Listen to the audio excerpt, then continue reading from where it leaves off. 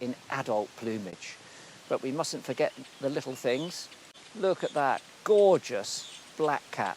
And here the male comes in with a crane fly. Who's going to get the crane fly? It's the chick. Oh, the hidden chick sticks its head up and gets that fantastic stuff. Let's check out our blackcaps. Here they are live. We've got, oh look, we've got the little blackcaps all in the nest there. They've been doing pretty well too. Let's have a look at how they've been faring.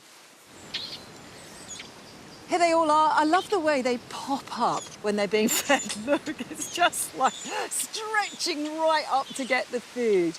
That's the blackcap of the male blackcap, and he's diligently feeding them. They're not so diligent because he picks up a fecal sac. What's he going to do with it? He feeds it to the chick.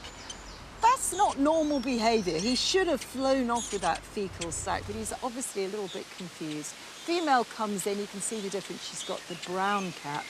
And she's feeding all of them, and she shows the male exactly what you should do, and one of them produces the fecal sac, takes it in her beak and flies off with it. You see, it just goes to show these males, they can't multitask. They can't feed and clean at the same time. I'm not going to take that as a personal insight.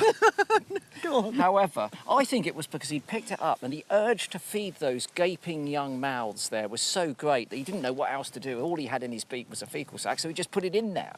I don't know. I think we've been talking too much about poo and fecal sacs Whilst I was researching fecal sacs this afternoon, I did find that they do have nutrients which are useful to the females. So in species like this, what we find sometimes is that the female birds will eat those fecal sacs whilst the males will dump them.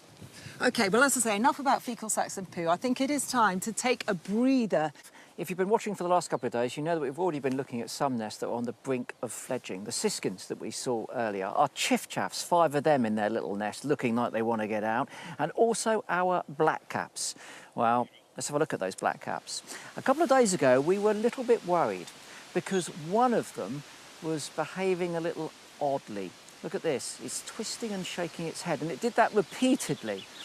So it seemed to be something wrong, but every time the adults come back, it was taking the food, and it's continued to grow.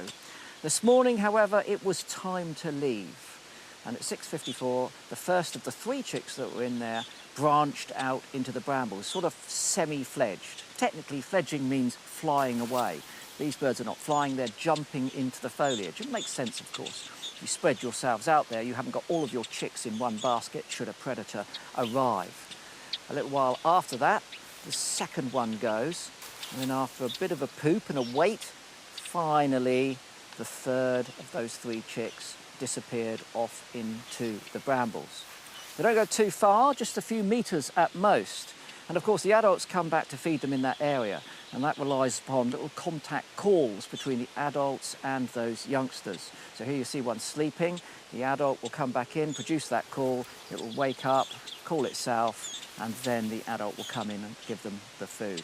It's nice to see those blackcaps getting their 3 successfully out of the nest, and fingers crossed that the one with the odd movement makes it. That's a great ending, is it? It's a happy ending. It's our first successful fledging, and hopefully there will be more.